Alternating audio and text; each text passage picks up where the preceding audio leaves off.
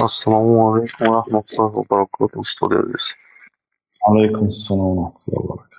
Устод, мо бисёр саволҳоро дар сар доштем. Мисол мақсаде ки олим бошад як касе ки тему ҷавоб гирем.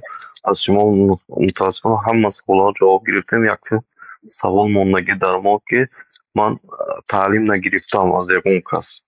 Вақти намоз хондан дигар ҳама чиза дида, шунавида, хонда ибодат дорам ҳозир. Ҳамин ҳозираш ба моҳи шарифи Рамазон ба ман ҳозир дар давлати Изроил қарор дорам. Ду ҷо ба кор мекунам. Аз соати 5:30 аз хона мебурам, 10:30 хона ба медарам.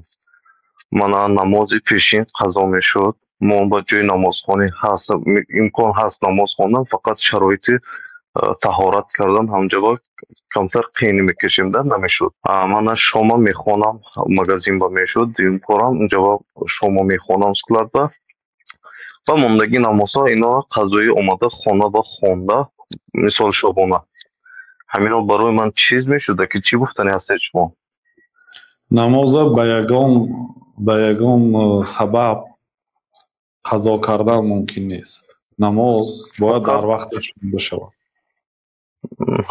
намози یگان бисёртар نماز пешин мешуд. ҳаминаш یگان نماز قضا کردن ممکنه برادر عزیز. پیامبر صلی الله علیه و سلم میگه رکعت الفجر خیر من الدنیا و ما فیها. 2 رکعت سنتی بامداد از دنیا و از آن چیزی که در دنیا هست قیمت نیستد. یعنی فرض نه. 2 رکعت سنتی بامداد از دنیا چند پول میستد؟ دنیا حساب کرده نمیشد چقدر پول دارد دنیا.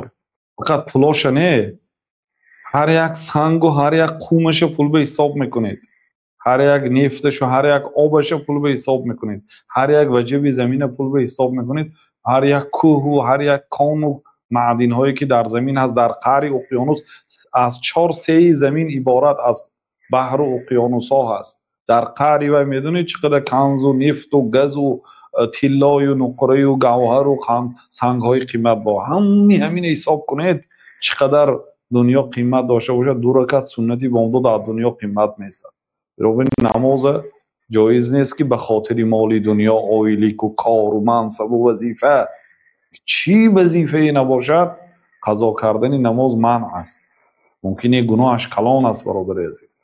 بنابراین کوشش میکنید که نماز 5 دقیقه اقل فرضش در وقتش خوانید. 5 دقیقه یا 4 دقیقه وقت میگیرد نماز کوتاه خوانید. 4 دقیقه نماز پیشین 4 رکعت 4 دقیقه وقت میگیرد.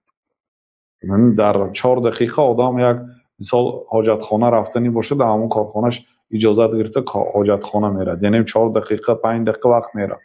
همین قدر اجازت گرفتن امکانیتش هست کو همین خیلی باید اجازت گرفته 4 رکعت فرضش خواند.